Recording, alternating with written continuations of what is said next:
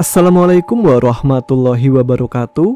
Jumpa lagi dengan saya Tama dalam Ada Apa Gerangan 2. Bagaimana kabar kalian? Semoga selalu diberikan kesehatan dan juga rezeki yang cukup. Kembali di Ada Apa Gerangan 2, di mana di sini saya akan khusus membacakan cerita-cerita mistis bersambung. Episode kali ini kita lanjutkan ya, cerita yang berjudul Cilencang, yang ditulis oleh Akang Tekad Pangestu. Bagi yang belum tahu dari mana judul Cilencang ini, jadi Cilencang ini dalam bahasa Sunda merupakan atau artinya itu adalah sebuah genangan air hujan di suatu tempat. Jadi kata Cilencang mengarah pada sosok hantu yang suka bermain genangan air ketika hujan turun. Nah, seperti apa kelanjutan dari cerita yang berjudul Cilencang ini? Langsung saja kita simak. Teman-teman, ada apa gerangan? Ceritanya mulai dari sini.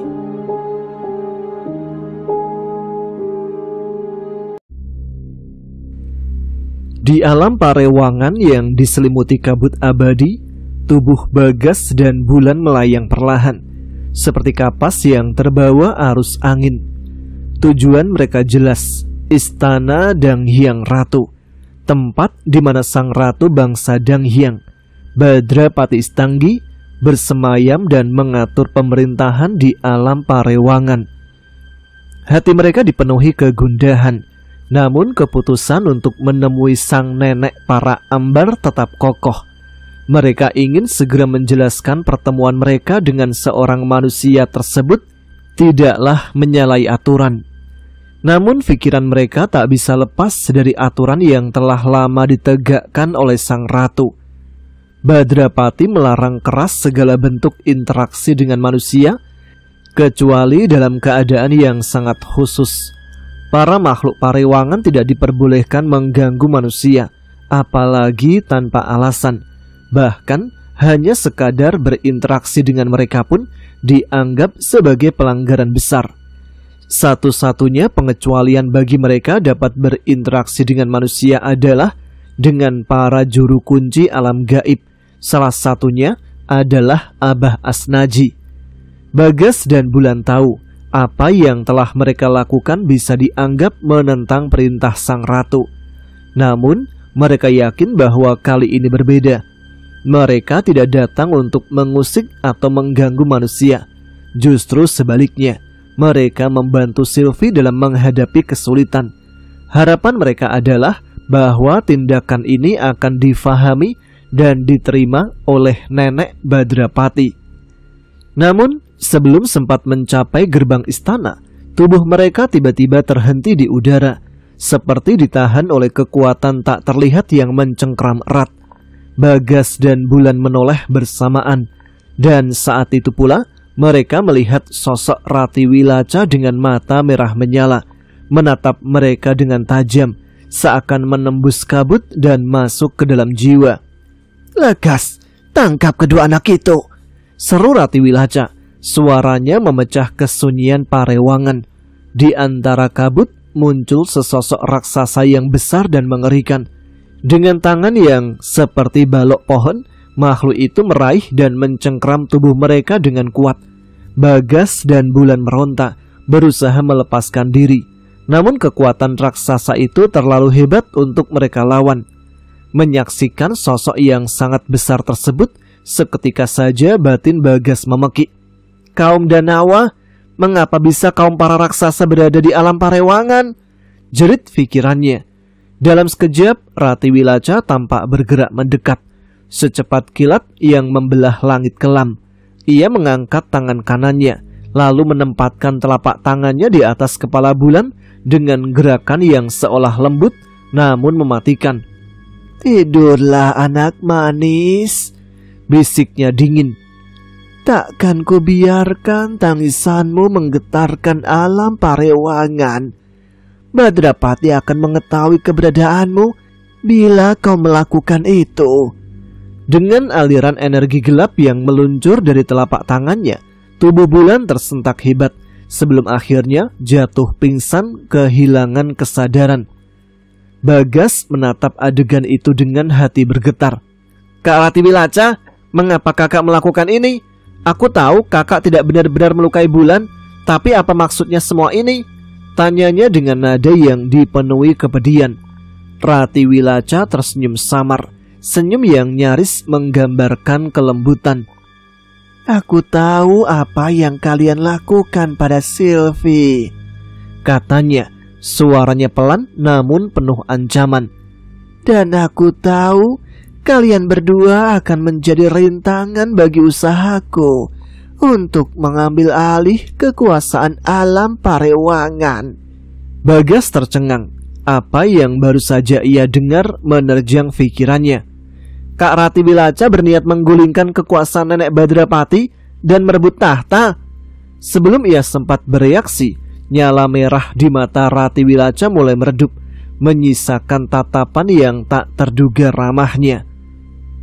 Kalian anak-anak Ambar adalah para makhluk istimewa. Aku hanya ingin melindungi kalian dari apa yang akan datang. Perang besar akan terjadi dan aku tidak ingin kalian terkena dampaknya. Aku berjanji, setelah aku berkuasa di alam Parewangan, kalian akan tetap bisa menikmati kesenangan bermain kalian seperti sedia kala. Namun hati Bagas menolak. Tidak, ia tidak bisa membiarkan ini terjadi. Perang besar antara Ratiwilaca dan Nenek Badrapati akan menghancurkan segalanya. Tapi sebelum ia sempat berteriak menentang, Ratiwilaca sudah mendekat dan dengan cepat menekan telapak tangannya di kepala Bagas, membuat anak itu tersentak sebelum kesadarannya menghilang. Lekas, kembali ke alam berkasan, perintah Ratiwilaca pada raksasa yang mencengkeram mereka. Kita tidak bisa berlama-lama di sini. Badrapati akan segera mengetahui apa yang terjadi. Dan dalam sekejap mereka menghilang dari Parewangan menuju Brekasan yang teramat gelap dan misterius.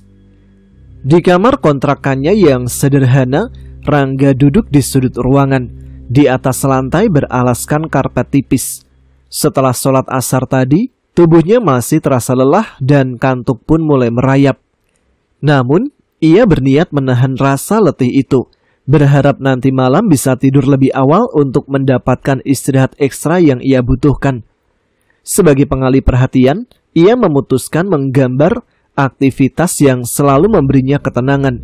Sudah menjadi kebiasaannya untuk menuangkan momen penting dan kejadian supranatural dalam bentuk skitsa, seakan gambar itu bisa menangkap misteri yang sulit dijelaskan.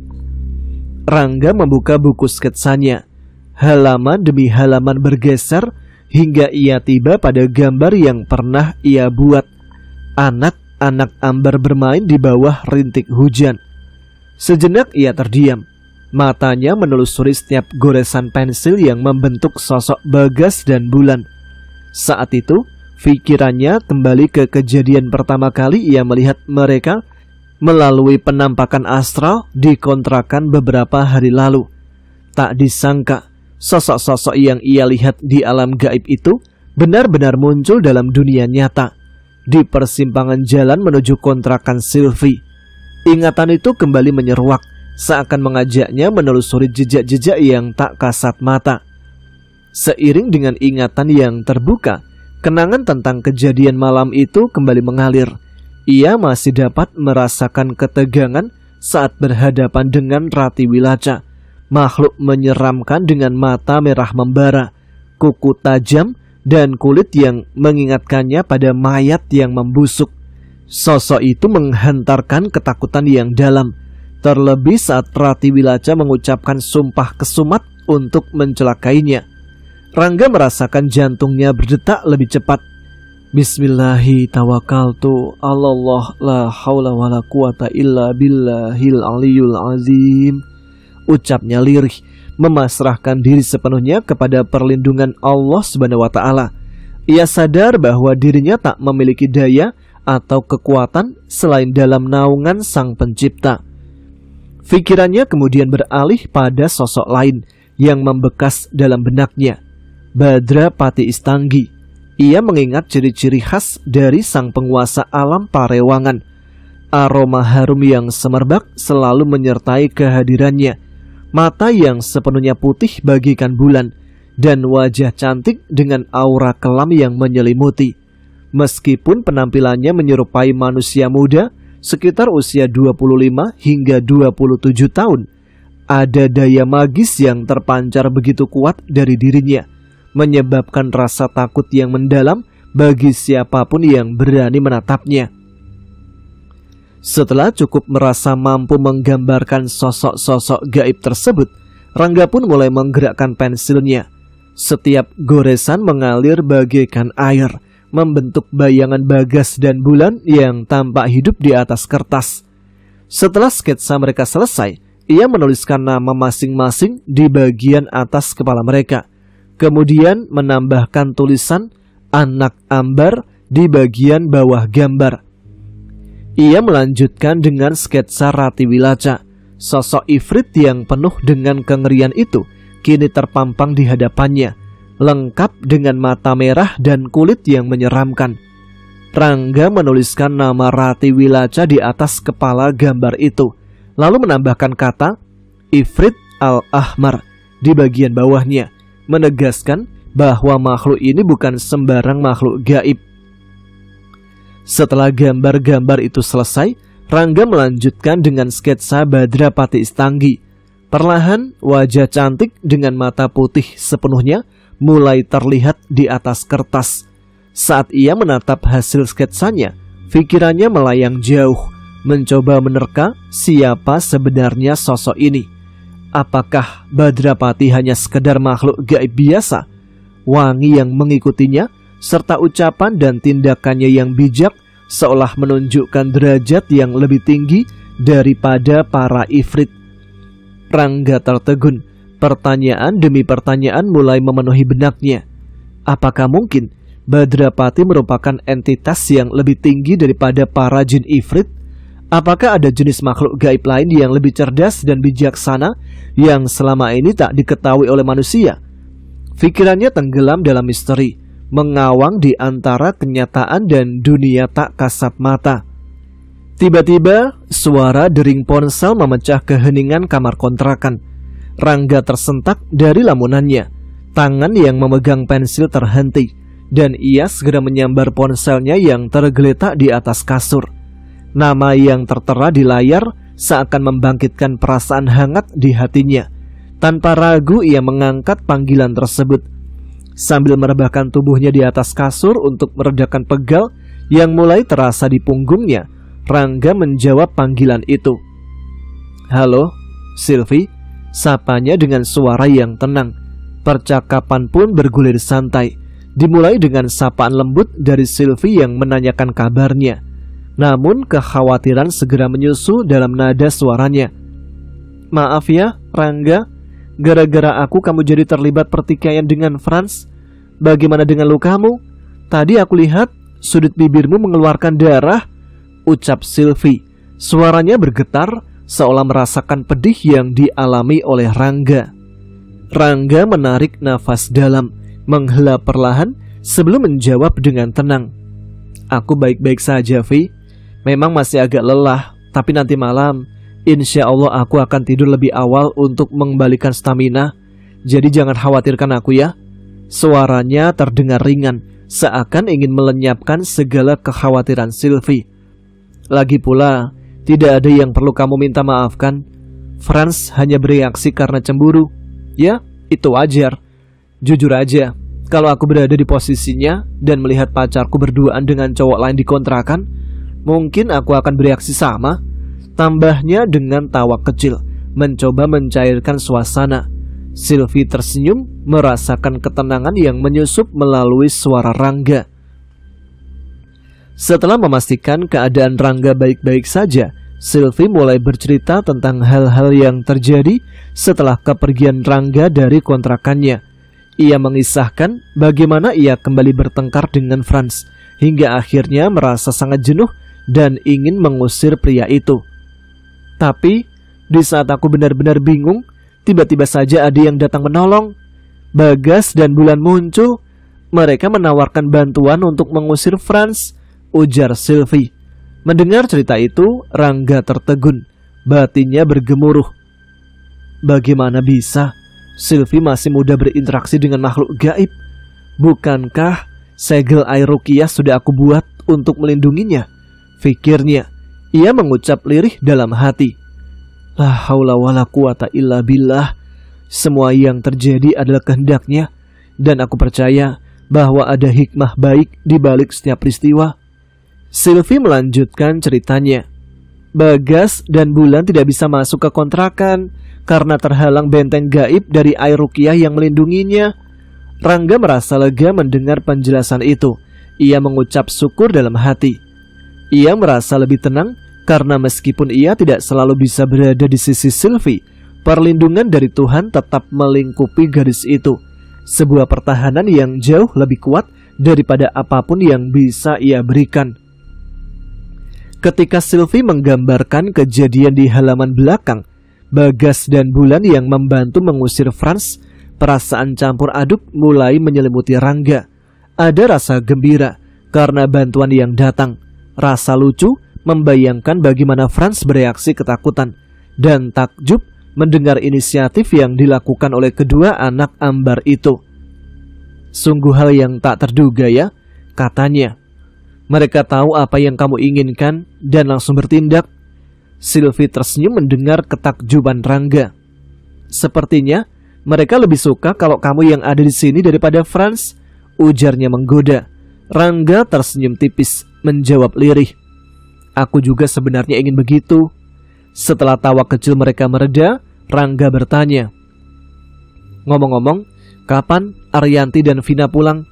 Aku harap mereka bisa cepat kembali ke kontrakan, supaya kamu tidak sendirian. Nada suaranya mencerminkan kekhawatiran yang tulus. Namun jawaban Sylvie terdengar berat. Sayang sekali, mereka baru akan kembali 2 hari lagi. Mendengar itu, Rangga segera mencoba menenangkan gadis yang disayanginya. Gak apa-apa, Vi. Sekalipun kamu harus sendiri 2 hari ini, insya Allah tidak akan terjadi apa-apa. Aku akan terus mendoakanmu agar selalu dalam perlindungan Allah. Dan kalau ada waktu, aku akan berusaha untuk menemanimu. Kata-kata itu terasa mengalir dengan ketulusan yang menenangkan hati Sylvie. Ia merasakan kehangatan dan kekuatan dari perhatian Rangga yang membuatnya semakin yakin bahwa ia tidak sendirian. Terima kasih Rangga, ucapnya pelan, namun penuh dengan rasa syukur dan kebahagiaan. Setelah sejenak berbincang, Sylvie kemudian mulai menceritakan kejadian siang tadi saat Frans tiba-tiba menghubunginya lagi. Ia sedang menikmati makan siang yang dipesannya secara online ketika teleponnya berdering. Dengan semangat ia menyambar ponselnya, berharap suara di ujung sana adalah Rangga. Namun kekecewaan segera menyergap ketika melihat nama yang tertera, Frans. Suara Frans terdengar terburu-buru dan cemas di seberang sana. Aku di depan gerbang kontrakanmu sekarang. Kenapa pagar dikunci? Aku nggak bisa masuk. Sylvie mengepalkan tangannya, menahan kekesalan yang memuncak. Untuk apa kau kembali ke sini? Bukankah kamu sudah menunjukkan betapa pengecutnya kamu dengan meninggalkan aku di saat seperti itu? Suaranya tegas menyudutkan Frans yang terdengar gelagapan tak bisa membela diri. Dengan suara terbata, Frans mencoba memberi alasan. Aku bukannya melarikan diri. Aku pergi untuk menemui seorang pendeta ahli demonologi. Aku ingin meminta bantuan menangani kejadian aneh di halaman belakang kontrakanmu. Sekarang pendeta itu sedang sibuk, tapi aku bisa membawamu menemuinya. Bersiaplah. Sylvie menarik nafas dalam, mencoba meredam amarah yang membakar dadanya. Keputusan sudah bulat, Frans. Hubungan kita berakhir, tegasnya. Kamu telah menunjukkan dengan jelas di mana prioritasmu berada, dan itu bukan aku. Jadi maaf, tapi semuanya sudah selesai. Frans tak bisa menerima keputusan itu. Suaranya meninggi, amarahnya tak bisa ditahan. Buka pintunya, Sylvie. Kita harus bicara, teriaknya sambil menghentakkan kakinya, seperti anak kecil yang tak mendapatkan apa yang ia inginkan. Namun Sylvie tetap tenang. Dari balik jendela balkon, matanya menatap tajam ke arah Frans yang berdiri di balik gerbang. Jika kamu tidak segera pergi, aku akan menelpon security komplek, ancamnya tak goyah sedikit pun. Setelah beberapa saat, Franz menyadari bahwa tak ada yang bisa ia lakukan untuk mengubah keputusan Sylvie. Dengan tatapan penuh kemarahan, ia kembali ke mobilnya. Dan sebelum pergi, ia berteriak, "Aku akan melaporkanmu pada ayahmu, Sylvie." Suara mesin mobilnya meraung-raung saat ia tancap gas, meninggalkan jejak kebisingan yang menyakitkan telinga. Sylvie berdiri di sana, tetap teguh seperti batu karang yang menahan terjangan ombak. Ia tak gentar terhadap ancaman Franz. Tekadnya sudah terpatri dalam, dan tak ada seorang pun yang mampu menggoyahkan keputusan yang telah ia pilih. Rangga terdiam mendengar cerita itu. Untuk beberapa saat ia termenung, tenggelam ke dalam pikiran dan perasaannya sendiri. Dan Sylvie sangat memahami kondisi yang sedang dialami oleh Rangga. Dirinya yakin bahwa Rangga pasti merasakan dilema yang sama dengan dia. Merasakan ada perasaan lega terhadap berakhirnya hubungan dia dengan Franz. Namun di satu sisi, ada perasaan yang belum menentu juga langkah terbaik apa yang akan mereka berdua ambil. Namun, Sylvie sudah sangat mengenal Rangga. Ia merasa bahwa dirinya tidaklah perlu bertanya pada Rangga bagaimana pendapatnya tentang kejadian tersebut dan langkah apa yang kira-kira akan Rangga ambil, karena dirinya sangat teramat yakin pada saatnya nanti Rangga akan selalu mampu menunjukkan segala yang terbaik untuk dirinya. Dengan keyakinan yang bulat, Sylvie segera mengalihkan topik pembicaraan. "Oh iya Ga, aku sebenarnya punya janji dengan Abah Asnaji dan Genyas. Aku berjanji akan memberikan handphone untuk mereka dan minta bantuanmu untuk mengantarkannya," ucapnya ringan. Sylvie lalu menjelaskan alasan mengapa ia meminta bantuan Rangga. Ia bercerita bahwa Abah Asnaji memperingatkan bahwa Rati Wilaca telah membuat tanda di tubuhnya, sehingga makhluk itu bisa dengan mudah melacak keberadaannya. Abah menyarankan agar untuk sementara Sylvie tidak berada di sekitar wilayah Sirna Galih. Rangga memahami situasi itu dengan jelas.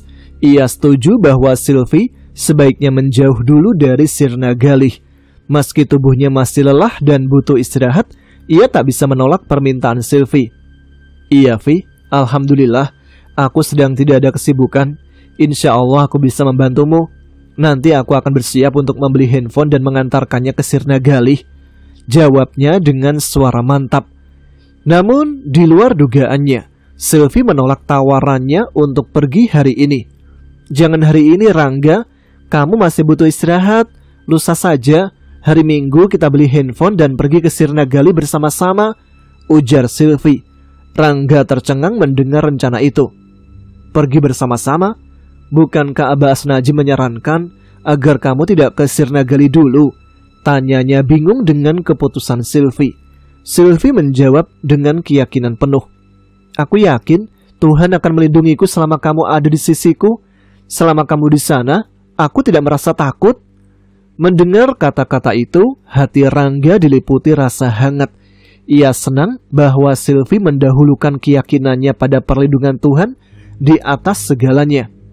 "Ya udah, lusa nanti kita berangkat sama-sama ya," jawabnya menyetujui rencana tersebut. Sylvie sangat gembira mendengarnya. "Jangan lupa bawa buku sketsamu ya. Aku ingin melihat hasil-hasil gambarmu," katanya dengan suara ceria. Obrolan mereka terus berlanjut tanpa disadari, hingga terdengar suara azan asar berkumandang dari masjid. Sylvie segera sadar bahwa Rangga akan mempersiapkan diri untuk sholat. "Ya udah Rangga, aku pamit dulu ya. Sampai jumpa nanti kekasihku," ucapnya lembut mengakhiri telepon itu dengan perasaan yang lebih ringan dan penuh harapan. Malam itu sekitar pukul 8 Rangga tak sengaja tertidur. Usai menunaikan sholat isya di masjid, ia berniat sekadar merebahkan diri di kasurnya, meluruskan punggung yang pegal sembari masih mengenakan baju koko dan bersarung. Ia bermaksud bangun lagi untuk melanjutkan sholat witir. Namun tubuhnya yang didera kelelahan akhirnya membuatnya terlelap tanpa disadari. Sekitar pukul 1 malam, tiba-tiba sebuah penglihatan mengejutkannya dari tidur. Rangga terbangun dengan tubuh terhenyak. seketika terduduk di atas kasur dan dengan cepat menyapu mukanya, mengucapkan istighfar dan ta'awudz. Pikirannya melayang kembali pada dua potongan visual yang ia lihat dalam mimpinya. Pada yang pertama, ia berhadapan dengan banyak makhluk yang wujudnya mengerikan, sementara Sylvie dan Abah Asnaji berdiri di belakangnya. Pada yang kedua, ia melihat dirinya memegang tangan Bagas dan Bulan, seakan-akan mereka bertiga sedang berhadap-hadapan dengan Sylvie. Rangga termenung, mencoba mencari makna di balik penglihatan astralnya. Apakah ini sebuah pertanda atau hanya bunga tidur hasil dari pikirannya yang belum bisa beristirahat optimal setelah serangkaian kejadian mistis? Namun sebelum ia sempat lebih jauh tenggelam dalam pemikiran, sesuatu yang tak terduga terjadi. Secara perlahan, kamar kos Rangga mulai diselimuti aroma yang sangat kuat.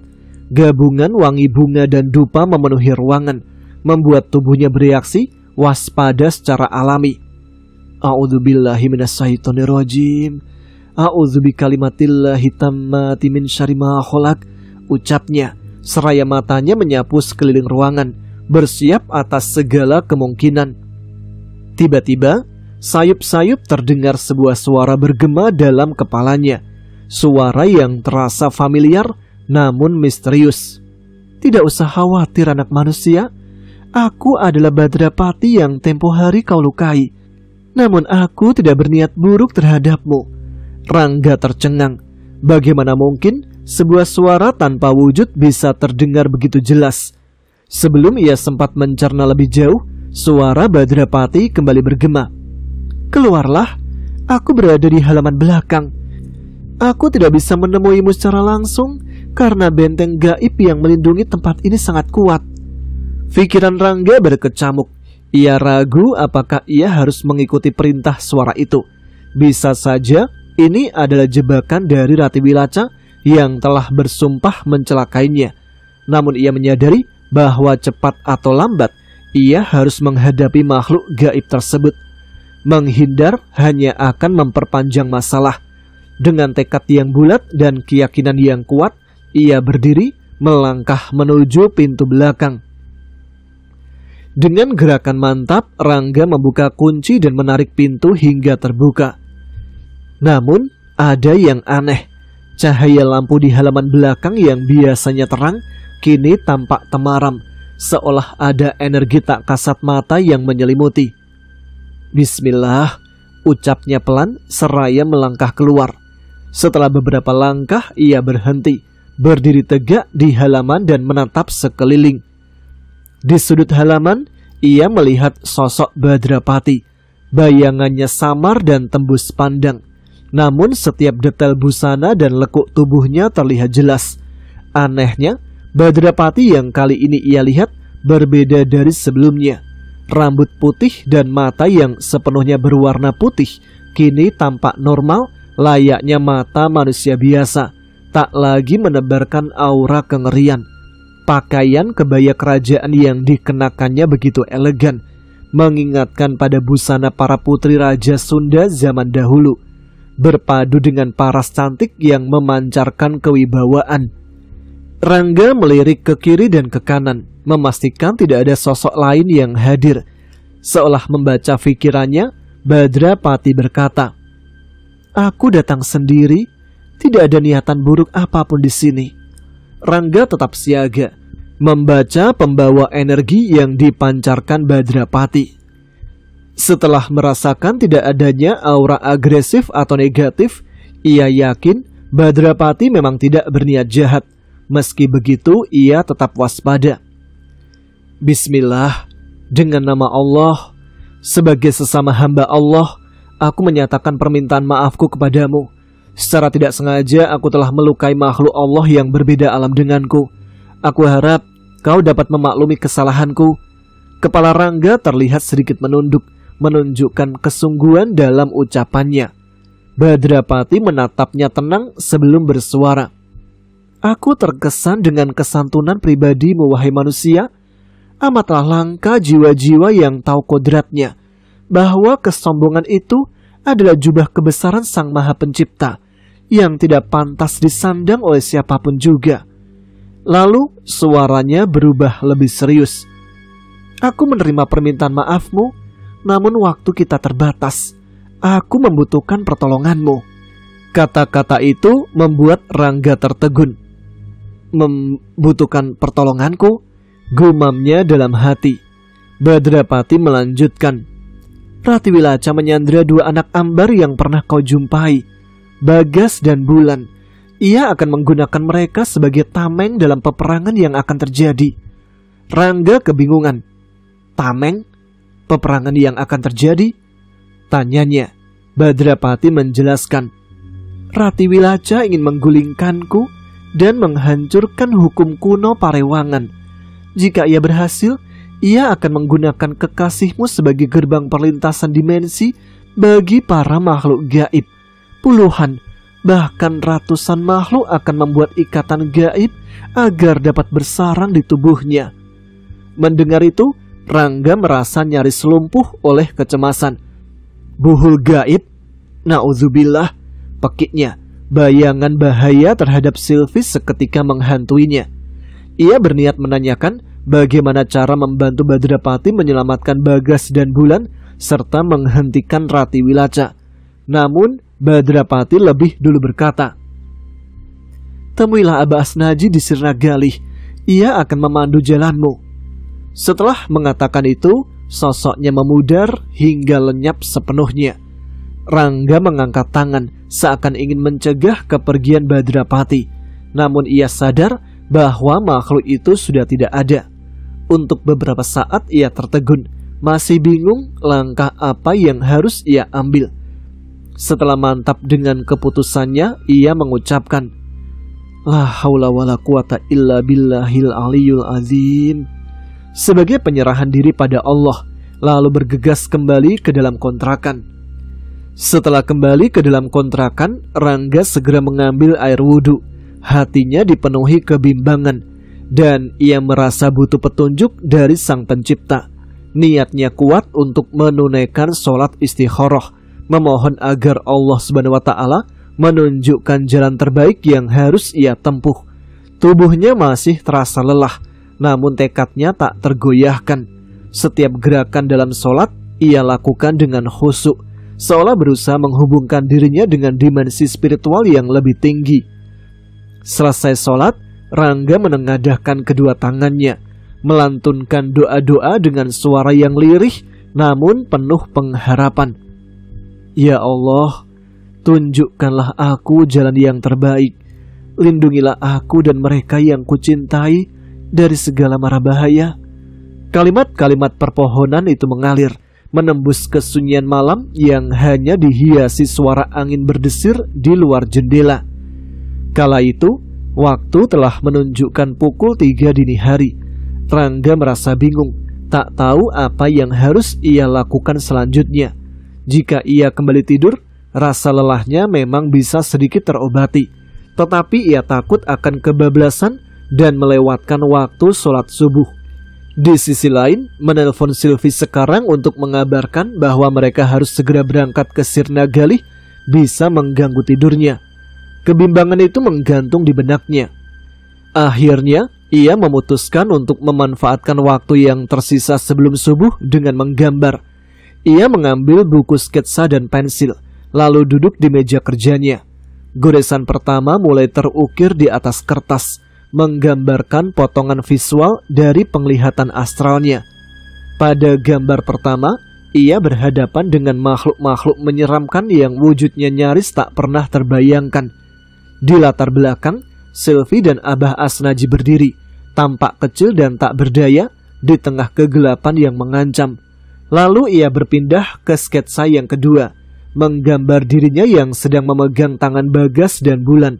Sementara Sylvie berdiri di hadapan mereka, seolah ada sesuatu yang harus mereka hadapi bersama. Setiap tarikan garis dan bayangan pada sketsa itu, ia selesaikan dengan penuh konsentrasi, seakan mencoba menangkap makna yang tersembunyi di balik gambar-gambar itu. Dan ketika azan subuh berkumandang, kedua sketsa tersebut telah selesai. Rangga menutup bukunya, lalu bersiap untuk menunaikan sholat qobliyah dan subuh di masjid.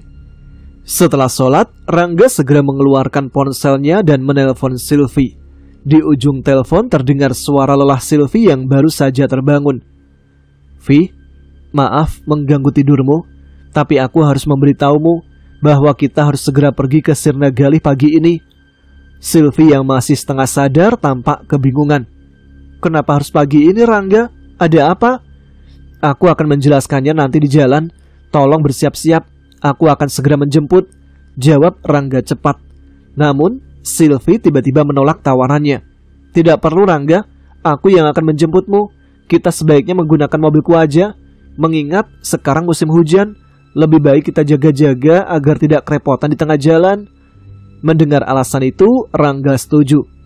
"Baiklah, Vi. Aku akan segera mandi dan bersiap," ujarnya sebelum menutup telepon. Setelah percakapan itu, ia segera menuju ke kamar mandi, membasuh tubuhnya yang masih diselimuti rasa lelah. Air dingin yang mengalir menyentuh kulitnya, seolah sedikit membangkitkan kembali semangat yang sempat redup. Ia kemudian mengingat bahwa Silvi ingin melihat sketsa-sketsa gambarnya. Maka setelah selesai bersiap, ia memasukkan buku sketsanya ke dalam tas, memastikan semuanya siap untuk perjalanan yang akan segera mereka tempuh. Pagi itu, langit berwarna kelabu dan awan mendung menggantung rendah saat Rangga dan Silvi memulai perjalanan mereka menuju Sirna Galih. Rangga duduk di belakang kemudi, mengemudikan mobil Silvi dengan tenang dan hati-hati, mengikuti laju jalan raya yang masih sepi. Selama perjalanan, suara mesin mobil terdengar halus, seiring dengan cerita yang mengalir dari bibir Rangga. Ia menceritakan tentang kedatangan Badrapati yang membawa kabar buruk. Mendengar itu, Silvi merasakan dadanya mengencang oleh kecemasan. Pikirannya tertuju pada Bagas dan Bulan, dua anak Ambar yang telah berulang kali membantu mereka. "Aku tidak ingin ada hal buruk menimpa mereka," katanya pelan. Suaranya bergetar oleh kekhawatiran. Rangga mengangguk setuju. "Aku juga berharap hal yang sama, Vi. Semoga Allah melindungi mereka dari mara bahaya." Silvi berpikir sejenak, lalu bertanya dengan nada cemas, "Tapi bagaimana caranya kita bisa menyelamatkan mereka, Ga?"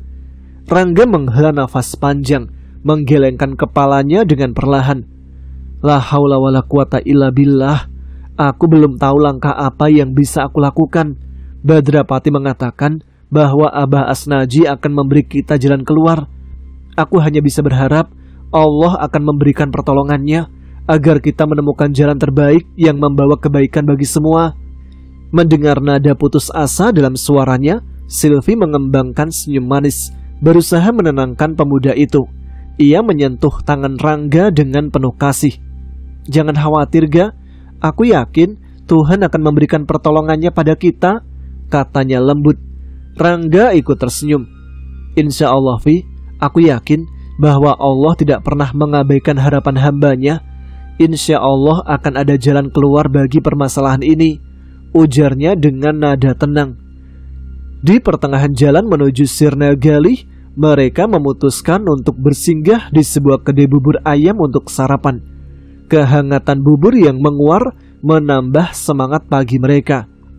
Setelah sarapan, keduanya mencari konter handphone untuk membeli sebuah unit baru untuk Abah Asnaji, sebagai tanda terima kasih sekaligus kebutuhan untuk berkomunikasi. Setelah urusan itu selesai, mereka kembali melanjutkan perjalanan menuju desa Sirna Galih. Waktu baru menunjukkan pukul 7:30, namun hujan sudah turun cukup deras. Tetesan air membasahi kaca mobil, menambah nuansa suram pagi itu. Ketika jarum jam menunjukkan sekitar pukul 9, mobil mereka mulai memasuki wilayah Sirna Galih.